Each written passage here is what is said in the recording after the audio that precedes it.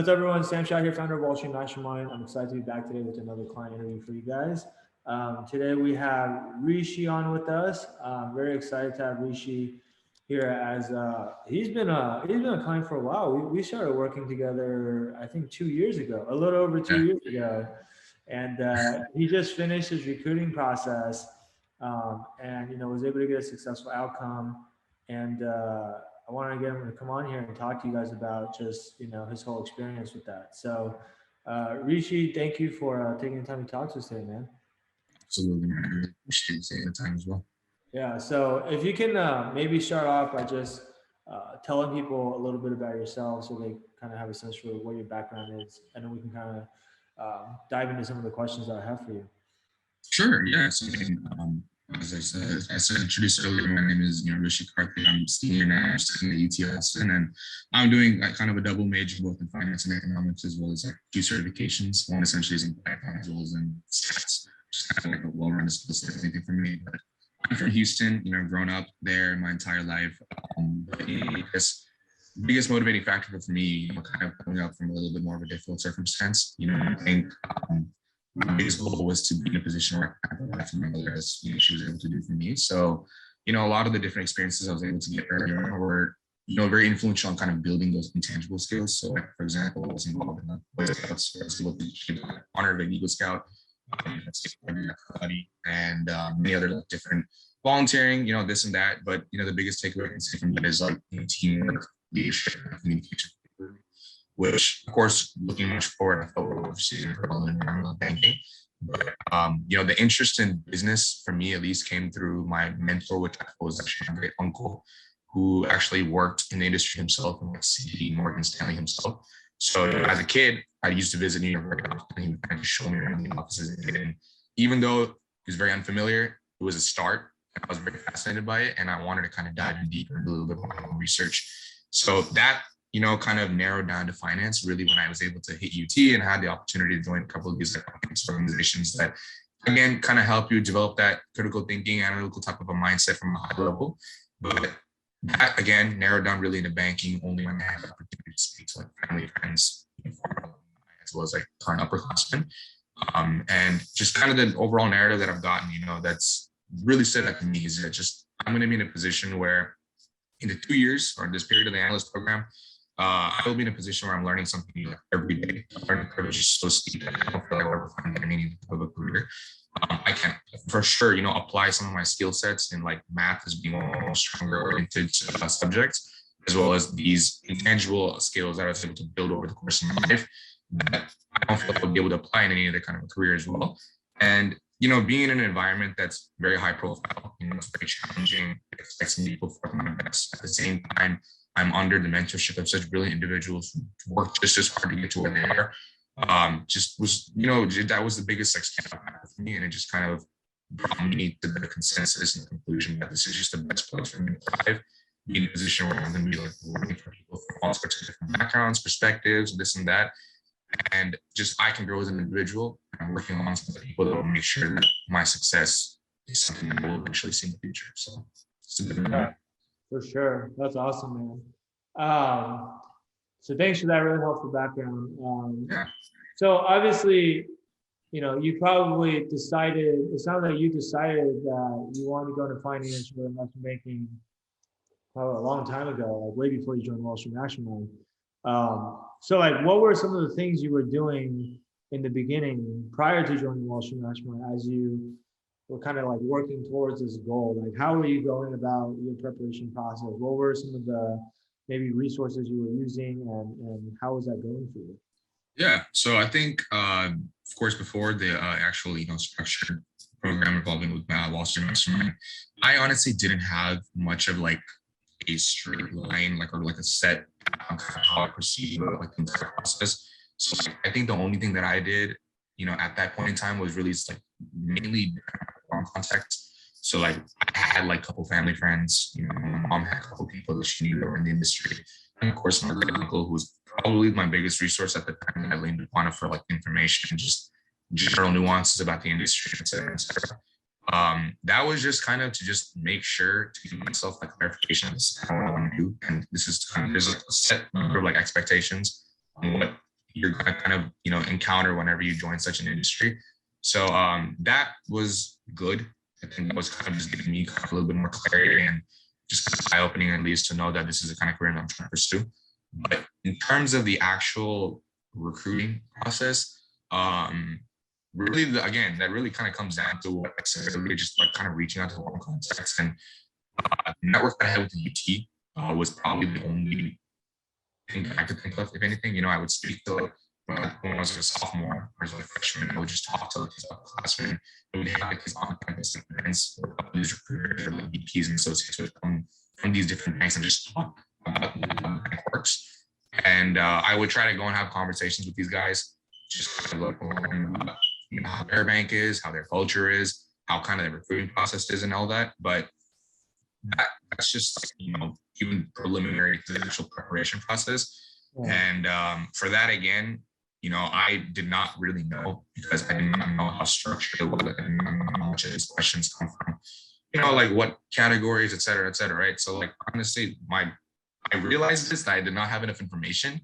I kind of needed a like structured, just like set of like, I guess like just tips, and then just like different kind of materials that I can read, like I can use as my resources, that I will feel even more confident after studying them and really understanding what these interviews are like. But I would say definitely like prior to the experience that I had with Wall Street Mastermind, I was honestly pretty all over the place. Yeah. And in terms of, like I said, with the actual intricacies of the interviews, I did not know anything. I know that there was like a behavioral aspect of things, but again, I didn't even know what kind of questions they would ask. The fact that there's a structured way of answering these questions, I didn't even know. And I would just try to come up with whatever. And I would kind of just like explain my methods to my mentors and the other people that I was talking to, and just kind of get like feedback. But even then, some of these guys didn't belong either in the industry or out of the industry as well. So things have definitely changed from the time they were there versus when I'm trying to get in. So even their advice, may not be necessarily like 100% accurate, just because of the way things have potentially changed. So there was even that discrepancy as well. I was kind of going through the process, and that's why I was like, I don't think this is enough. Given how, I guess, like other people who are trying to break into the industry themselves have much more of a structured process on how we can prepare. And I was like, since these guys are my competition, and especially like, I'm coming from UT, my competition is going to be these Ivy Leagues and all the other schools in the Northeast. I have to be on par with these guys in terms of my preparation type, or like my preparation process, and my knowledge level as well. So yeah, that makes sense. By the way, I'm not sure if it's AirPods, but like your sound is a little bit distorted. Oh, really? Okay. A little bit. Okay. But yeah, maybe let's try using the mic from your computer and see if it's any better. Is it better now, by any chance? Yeah, it's actually, I think that's a lot better. Okay, perfect. So let's just do this because I want our audience to be able to like hear what you're saying clearly. Yeah, I completely understand. Yeah. So I think, like, to recap what you kind of said, it sounds like you hadn't really done that much prior to Wall Street Mastermind. You basically networked a little bit with your personal connections, your family, your uncle who's in banking, and then like a little bit with like the upperclassmen at UT, but that was about it. And then I think the other part of what you were saying, correct me if I'm wrong, which is the reason you decided to join something like Wall Street Mastermind was that you, at some point, you realized that just by doing those things, you weren't really getting like the full picture. You didn't have enough information, and you were looking for more structure around how to approach this process. Is that the right summary? Yeah, absolutely. You summed it up perfectly. I think it really just came down to the fact that whatever I knew for sure, I knew it was not enough in terms of just the interview process, like I said, and even the networking aspect of things too, because I felt that because the only people I could reach out to were warm contacts, I had like a cap. Because like my networking itself had like a ceiling that was very low. And I know that when it comes down to just preliminary process of just networking, I came to learn about how like the fact that you can cast as wide of a network as you can possibly can. I did not know that, right? And I didn't know how to even approach that, or like reach out to these guys that I had no familiar connection or no prior interaction with. And I was also worried that, maybe just the way that maybe I send an email, maybe it might feel like unprofessional or something, or maybe there's one way to write it and I'm not writing it the correct way. And so I avoided it all together just because I didn't want to, I guess that's just what my mind was kind of processing. So I just kind of stayed all together, which again was a negative for me because that's kind of the people that I'm supposed to be reaching out and be a warm contact. So I was hurting myself really. Yeah. Sticking to the information that I had, really. So, right. Okay, that makes sense. And so after you joined Wall Street Mastermind, like, what were some of the things that you did inside of the program, and like, what did you find to be most helpful, I guess? Because like the biggest question that I think a lot of people have who are listening to this is just like, what's the difference between joining Wall Street Mastermind versus just like trying to figure everything out on my own, or what's the difference between joining Wall Street Mastermind versus maybe just like getting help from the clubs that I'm already a part of at school, or talking to the upperclassmen who have already gone through the process. Like, why not just do that? Because those things are free, right? I put that in quotes. Those things are free. But like, what were some of the things that you were doing? Like, can you kind of share your journey or your experiences a little bit? Yeah, absolutely. So I think to what you were saying, right? I mean, there's obviously those alternative options which some people, might lean for as at least for me, given that I have done that and I have I've talked to these people, I've tried to find resources online. It just wasn't enough. This is just out of my own personal thing. Like after reading these, I did not feel confident afterwards because this was like they were trying, at least the guides and everything that I was able to find online, were trying to apply one answer fits all types of scenarios, and that's not the case because you don't know what these bankers are going to be asking you, or you don't know what you will be asked in these interviews. They can like mold it however they want, and they can shift these answers, these questions in a way where you might get stumbled because what you're used to are these one size fits all type of an answer that either like the organizations in this like our campus will tell us, or these guides that you find online that will tell us, or even the people that you talk to there, and they can only tell you what they can recollect. They're not in a position where they may have just had an interview and they can remember every single thing that they did. And at the same time, I'm sure they have their own priorities. They have their own things to do. They can't dedicate all their time just to help you, go from the beginning to the end of the process. They just give you like little tips and tricks on how you can answer questions. But again, that is not the entire picture. Yeah. At least from my experience in Wall Street Mastermind, the biggest thing was the fact that I was like, you as a resource was been like the biggest differentiator for me, because the number of times I've reached out to you, I definitely could not have done with people that I had been close to, or the people that I talked to, during the campus or whatever the case may be. So even the smallest questions, right? Even the little smallest doubts about just how to like mold a resume, or is this email okay to send, or just like how do I answer this particular question, was something that you were able to give, which I'm like extremely grateful for, right? That I know for a fact I could not have gotten elsewhere. And I think the biggest thing about Wall Street Mastermind that really differentiates itself from everyone else is that, first of all, the guides are like memorization type, approaches. They give you the question, like these common questions, at least that they call, and they give you a fixed answer, and they just expect you to memorize it, right?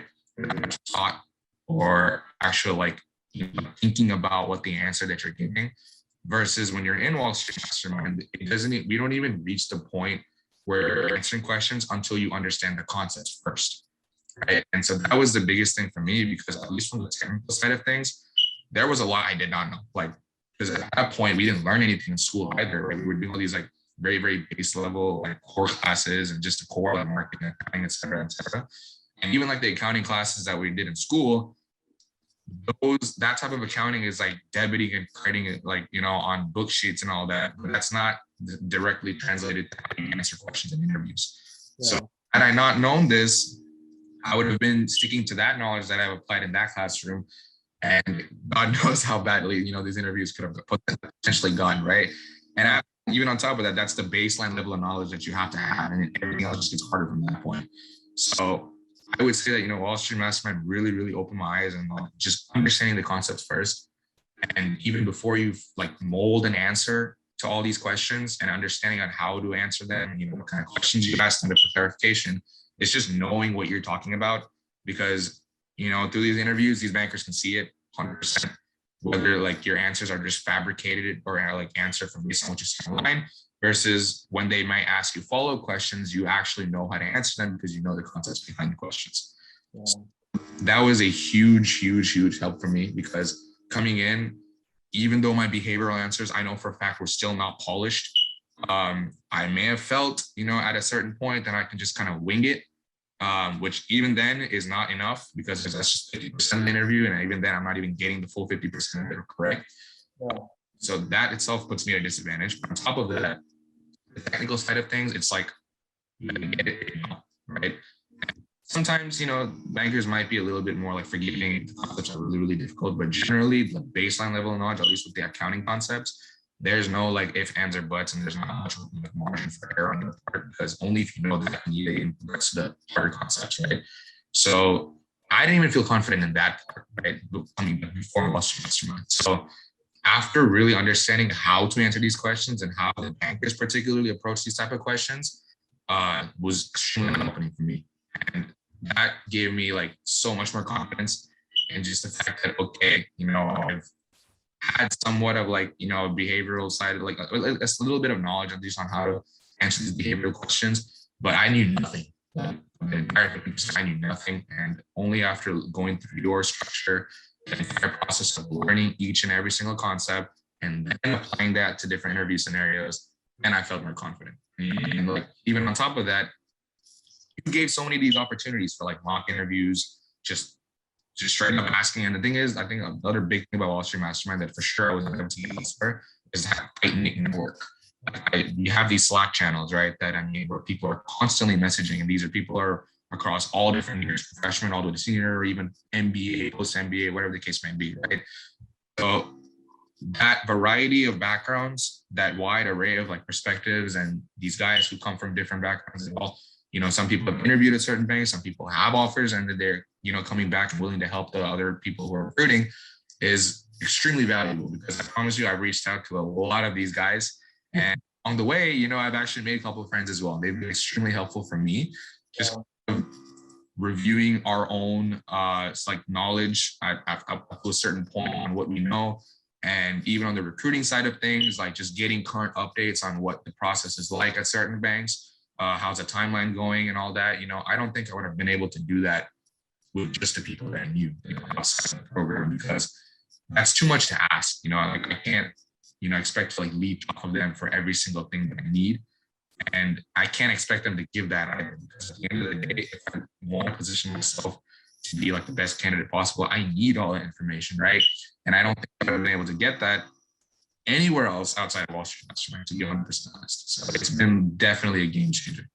Yeah, I mean, on that last point, the other thing to keep in mind too is a lot of times the people that you go to school with, they're also going through recruiting at the same time as you, and they're kind of competing with you for Exactly. the same jobs, right? So like, I think usually what a lot of our students find is that it's actually a lot more cutthroat at school, where It is. people are kind of guarded and they're not really like open to helping each other out as much.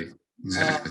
But in Wall Street Mastermind, I don't know how it happened. I'm not going to take credit for this, but like somehow, just organically, we've built this very supportive and collaborative community where I don't feel this cutthroatness where people don't help each other. Like people are constantly sharing information, like sharing job opportunities, like, oh, this application just opened, and like, whatever, like just sharing intel. Like people contribute all the questions that they got during their interviews into the database.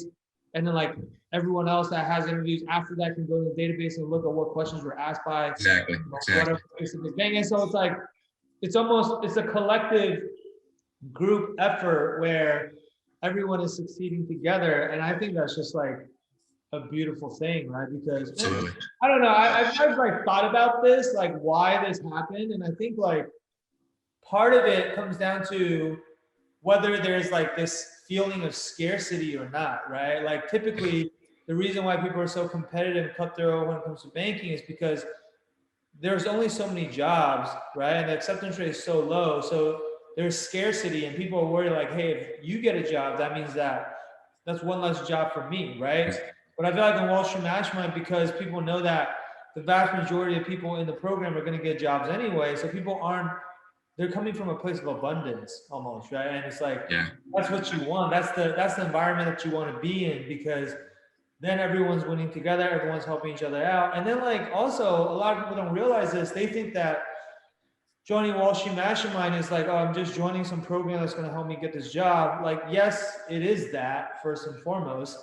But I think like if you zoom out and look at the big picture, the even more valuable thing is that now you're a part of this network of like, we have, we've had around almost 500 students to date, but that number is going to continue to grow year after year after year, right? And so eventually you're going to be a part of this huge network of really successful young professionals who started their career on Wall Street.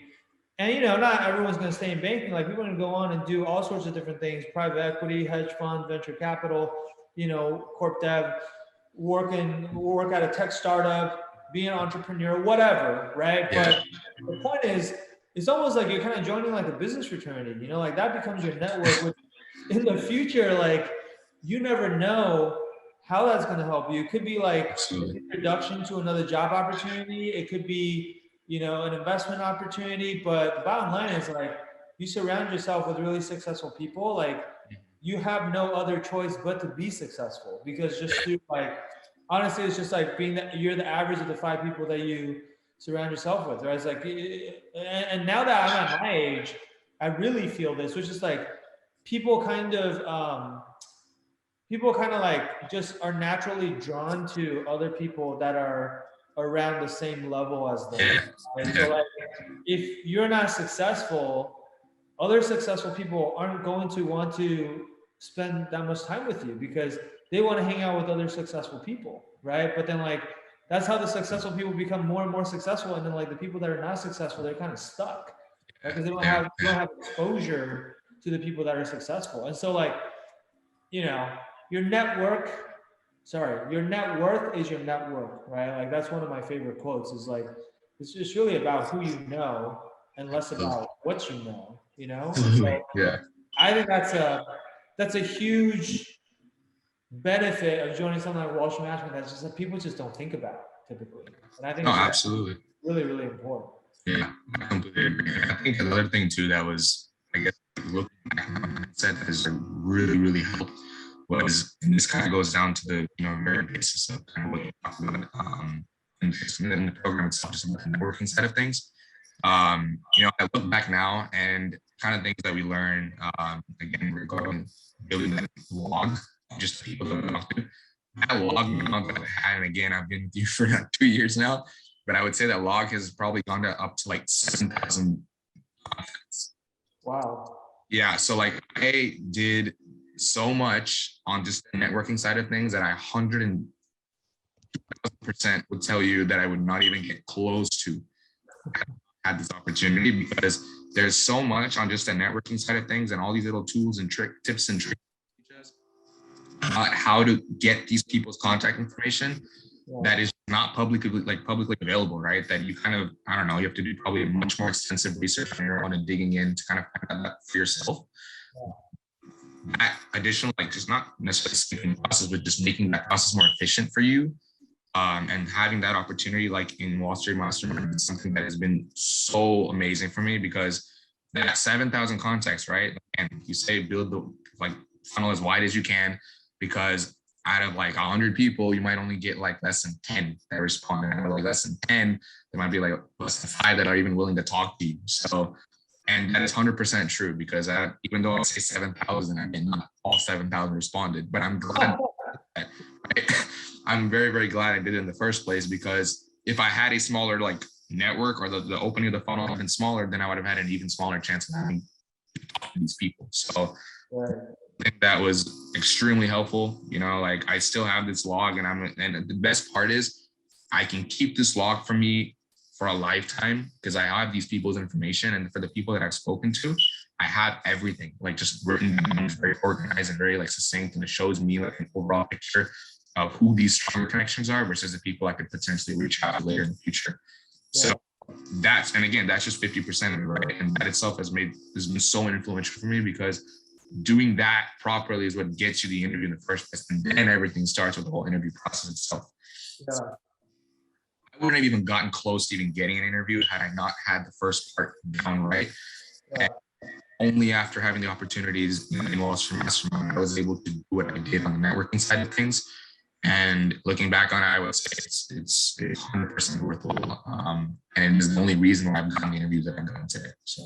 Yeah, I mean, that's crazy because you went from saying, you know, prior to Wall Street Mastermind, the only people you could reach out to were your warm contacts. Yeah, exactly. There was like a ceiling on how many people you could talk to. Yeah. Saying, I mean, 7,000, I think that might be a record. I've done so many of these client interviews. I don't think I've ever heard a number that high. So you went ham on this for sure. Yeah. But that's just like, I'm gonna let our listeners pick their jaw up off the floor because you know, I think a lot of times we speak to students who are trying to get investment banking, and then we talk to them about their networking process, and they're very proud of the fact that like, yeah, I've had a lot of conversations. I've talked to like 20 bankers already, and I'm just like, you know, like our students are doing way more than that, right? And honestly, like that's the scale with which like you're competing at, right? And so I think yeah, that's an eye opener for people for sure. So it sounds like you got a lot better at networking. You learned the technical concepts you needed to learn without having to memorize anything. On the behavioral side, before you were kind of just winging it with your answers, but then you know, obviously we made your stories a lot better, and then you became a lot more methodical with your approach. And so like there's like we worked on getting more interviews, and we worked on acing the interviews, and those are pretty much all the things you need to actually get the job, right? And so like, what was the outcome in the end? Like, where are you going after you graduate? So as of now, I have received an offer from Wells Fargo to work on the consumer and retail team up in Charlotte. Okay. That, you know, they shifted their headquarters from San Fran to Charlotte, and it's a place that I'm honestly really excited because I have family in Raleigh. I don't know anything in Charlotte, but it's like one cool thing kind of like after I graduate is like going to a place that I'm not familiar with, right? Like I have very close family connections in Houston, New York, because I've, you know, had been in there several times, and I used to just go there very, very frequently. Even in California, like a lot of my mom's like childhood friends are always there. So like this is that place also. So Charlotte's like out in the open. It's a very, very different type of a city. And I'm really excited because who knows, I might like it a lot more than what my original assumptions might have been. I've actually spoken to people that have kind of grown up in Charlotte, they know people who were there, and it's like a lovely place. And I mean, so it's like that, you know, was a good indicator for me. And yeah, I think it would be great. I mean, I have no regrets by any means, and I think that it's going to be a great like first step, anything for me. That's huge, man. I mean, first of all, Wells Fargo, it's a great firm, but Charlotte, I know, is very up and coming.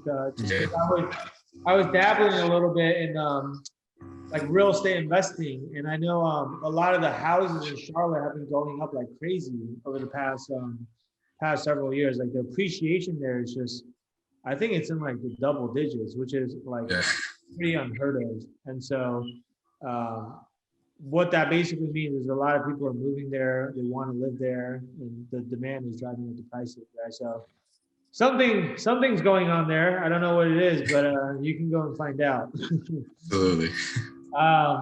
Awesome, man. So I always like to end with this question, which is, you know, now that you've gone through the process, is there like one piece of advice that you want to pass on to other students who are maybe, you know, in a similar boat that you were in when you first started? You know, it could be anything. It could be something that someone told you along the way that really helped you out. But anything like that, or like words of wisdom that you want to pass down to people? Yeah, absolutely. I think it all boils down to one thing that honestly I was only able to learn after having the opportunity to mastermind, and that just boils down to rejection therapy, which is something that you spoke to a lot. And expand on that, right? I mean, when you're doing the whole networking process, when you're going through the whole interviewing process, you're not, I mean, it's like a 1 in a million or like a needle in a haystack to get everything right on your first try. Everything to go as you might expect or at least hope to go. And it did not like that for me at all. I've had countless interviews. I botched so many of them. Like they were all learning experiences, right? For me, if anything. But I promise you, like along the way, so many times I've like fallen. I would have like this mindset where it would just hit me and be like, I've been screwing up, or I've just not been facing these interviews for so long. At what point will I really do it? Like, will I ever do it? Right? That type of thoughts would come to my head all the time. You will like be in a position where something just may not be going right. And you might question your work ethic, you might question what you're doing. And that just might come up, right? And it's a natural thing that it just might naturally happen. But the biggest thing for me was that you just have to understand really, and it's hard, it's obviously easier said than done, but only when you're kind of doing it yourself. You just have to like change that mindset. And at a certain point where you do your first interview, where it's probably the scariest because you've never had any prior experience before that, to like your 15th interview, it'll be like a dramatic difference in how you approach them. Because again, getting multiple rejections in the very beginning might hurt, but you do it so often that again, you kind of like get numb to it. And you can just go in there without, having that anxiety that's always like, creeping up on you, where you might have this idea that, oh my God, I have no room for error. If I just say something wrong, we'll screw up the entire thing, and then I can just go downhill from there. That changes, right? And again, I know that you mentioned this very earlier on, and I didn't know what that was like, but only after going through it myself did I really understand that it's genuinely true. Like I can see how I approach it, like my 10th interview versus my first interview. It's really different. So I guess the biggest thing that it just kind of boils down to is as you go through these interviews, and if one doesn't go right, it's not the end of the world. You can always I would always take these like negatives that you might originally feel as positives, and you just have to take that as a learning like opportunity where everything that you did wrong. And I think the best part about it is that it's a characteristic that you can take even into your future in any of the career that you might, go on or pursue later on. Not just banking, right? I mean, because the structure of the interview and just the nature of interviews and getting rejected over and over again is something that you're not gonna. It doesn't stop here, right? It can potentially happen in any of your career that you pursue, and only if you learn it now, you'll be able to learn it then. It'll be a lot more easier than to cope with that. And it just comes down to, like keep at it. And I know that, at least for me, I have everything that I need, right, in terms of resources and everything that I need to know to learn, everything that I have to know. And then in terms of networking, I've got everything from the end to end of the spectrum. I have everything that I need.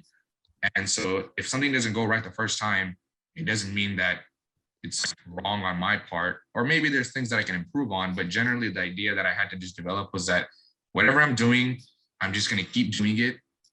And at any low point, it doesn't matter. You just take that as a learning opportunity and then just add that on to what you already have and apply that into everything that you do in the future. And it just builds up and up and up to a point where it's like you have so much more like an experience in failing that you know exactly what to do now to ace it the next time. Yeah. After failing so many times, was I able to ace it finally? Right. And looking back, this one time that you do ace it just makes all the failures worth it, really. Yeah. Just keep at it. Don't ever let it get to you, because this is a really difficult industry by default. But the fact that you already made it this far means that you're absolutely capable of achieving it. Yeah. As long as you just stay at it, as long as you just don't let it get to you, or keep your mind like, it's not, I don't want to call it tunnel vision, but it's like you just have to stay focused the entire time, because there are people that are experiencing the same things as you, but I promise you, they are not going to give up either. Yeah. So if you understand that, just kind of like shift your mindset in that kind of perspective, you will set yourself up for success, and I promise you, it'll definitely happen. So that's great advice, man. I mean, it's all like half the battle is having the right mindset, right? And a lot of people, exactly. They get so easily discouraged after a few rejections, and then they give up, right? And then like sometimes it's a battle of attrition. When I was trying to break into banking myself, I think I got over 20 rejections before I got my first full-time offer. So it's just like you just have to be resilient and be persistent. But also the other thing you said too that I think is important too is um, this is not the same thing as saying like, hey, if something's not working, then just keep doing the same things you've been doing over and over and over again, right? Because like that's just gonna get you the same crappy results. Exactly. Right? So like Exactly. the key is like you have to have the right resources at your disposal, and you have to be able to like identify whether it's by yourself or have someone help you with it, but like identify the things that you aren't doing correctly and then go and improve on it, so that the next time you have another interview, you can do better, right? And then the other thing too is like, everything you said is true, but it's all under the assumption that you have the ability to get multiple interviews and you have the ability to get more interviews if you need to, right? Because we know a lot of students that they go through recruiting and they might be lucky if they get like one interview or two interviews. And it's like, if that's all you got, then yeah, you are putting all your eggs in one basket. And then it's like, yeah, then failure kind of isn't an option, right? Yeah. Yeah. But it's not like you have like a ton of interviews, like double digits, and so like it's not as big of a deal if you mess up on one, and you also probably at some point realize like I can always get more interviews if I wanted to, Mhm. right? Yeah. And that really just like I think relieves the amount of pressure that you feel going into Absolutely. every single interview, right? So Absolutely. Yeah. it's great advice, man. So look, for those of you who are still listening, if you are, just starting your process, maybe you're feeling like you don't have all the information, you need a more structured approach. Maybe you feel like um, just like the people that you know are only able to help you so much, and you know that you want more than that. Then I want to encourage you guys to reach out to our team. You can do that by going to www.wallstreetmastermind.com, apply, sorry, .com/apply. So, and the street's abbreviated to ST, so it's wallstmastermind.com/apply. And, you can basically apply to speak to someone on our team. And we'll be happy to learn more about your recruiting situation and figure out like if or how we might be able to help you. And, at a minimum, give you some advice on what we think you should do. But if everything checks out and we both feel like it's a good fit, we would love to help you go through the process and get a really really great outcome as well. So, with that said, Rishi, I want to thank you for taking the time to talk to us today, and also obviously congratulate you again Thank you. on Thank you. I a appreciate really it. great offer with Wells Fargo, and look forward to seeing all the success that you have ahead of you. And I know we're gonna like just continue to be here for you and be in your corner as you progress through your career and help you achieve even greater things. So I'm looking forward to that as well. All right. So I really appreciate it, Sam. Thanks to you. You Yeah, did for sure. help for me. Yeah, no, it was fun. All right, guys. So that'll be it for today. We're gonna wrap it up here, and we'll be back with more of these client interviews for you guys in the near future. Until then, we'll talk to you next time. All right. Bye.